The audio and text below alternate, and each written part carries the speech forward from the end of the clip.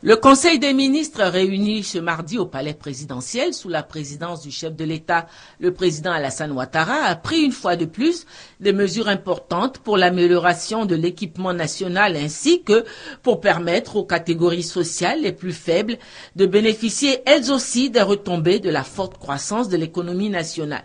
Ainsi va bientôt figurer parmi les nombreux chantiers de travaux publics entrepris dans tout le pays l'agrandissement et la modernisation de l'aérogare Félix Houphouët-Boigny de Port-Bouët pour un montant de 3 milliards de francs.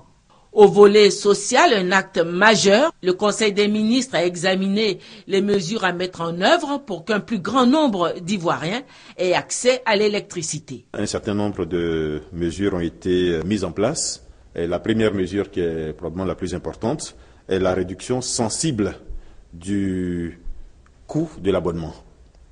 Ce coût, aujourd'hui, de l'ordre de 150 000 francs, était dissuasif pour beaucoup. Même réduit en zone rurale, il restait dissuasif. Ce coût est ramené à 1 000 francs. À 1 000 francs, le reste du coût de l'abonnement étant étalé sur 10 ans. Donc, une communication spécifique sera faite par le ministre en charge de l'énergie dans les prochains jours. Autre chapitre important sur lequel s'est penché le Conseil des ministres en cette fin d'année scolaire et universitaire, la fixation des dates des examens et concours scolaires. Pour le CEPE, 27 mai 2014, cette année 422 307 candidats. Les épreuves orales du BEPC du 3 au 6 juin et les épreuves écrites du 10 au 13 juin 2014, 309 000 candidats cette année. Le test d'orientation en seconde qui aura lieu du 10 au 13 juin, donc dans la même période évidemment.